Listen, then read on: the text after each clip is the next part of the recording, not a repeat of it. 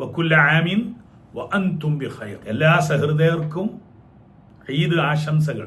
സൗഹൃദത്തെ, സാഹോദര്യത്തെ താലോലിക്കുവാനുള്ളതാണ് സംഗമങ്ങൾ.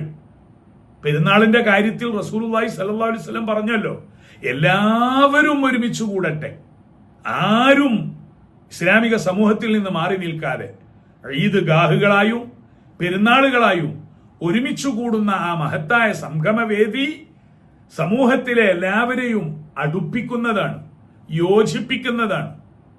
അത് പക്ഷേ നമ്മുടെ പള്ളികളിലൊക്കെ പ്രായോഗികമായി വിജയിക്കുന്നുണ്ടോ എന്ന് ആലോചിക്കണം, പരിഹാരം കാണണം.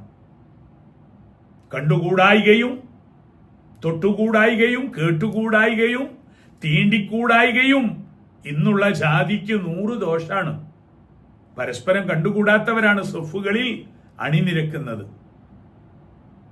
രാഷ്ട്രീയത്തിന്റെ പേരിൽ, കക്ഷിത്വത്തിന്റെ പേരിൽ, സാമുദായികമായ വിഭാഗീയതകൾ, ഗ്രൂപ്പുകൾ, ഇതൊക്കെ ഒന്നങ്ങ് ഒഴിവായി മനസ്സ് വിശാലമാവുക. ഹസ്തദാനം നൽകുമ്പോൾ പെരുന്നാളിന്റെ ആ ആലിംഗനം എല്ലാവിധ വൈകൃതങ്ങളെയും തിന്മകളെയും ഹനിച്ചു കളയുന്ന, തമസ്കരിച്ചു കളയുന്നതാവണം. എന്നിട്ട് സ്നേഹത്തിന്റെ പുതിയ തുടക്കം. അതിനാണ് നാം മുഖവില കൊടുക്കേണ്ടത്.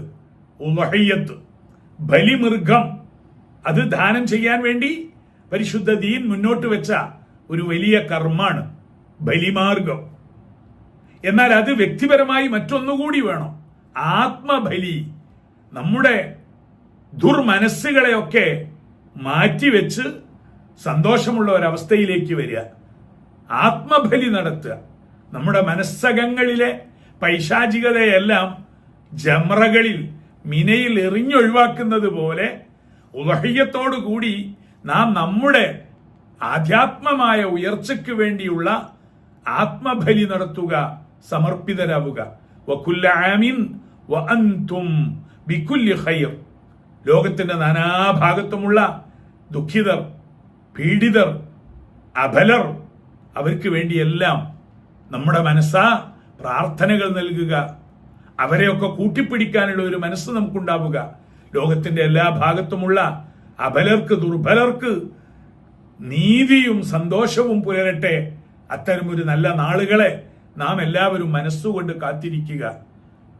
മത, ജാതി, വിഭാഗീയതയില്ലാതെ എല്ലാവർക്കും ബലിപെരുന്നാൾ ആശംസകൾ. വകുല്ല ആമിൻ വഅൻതും ബിഖൈർ.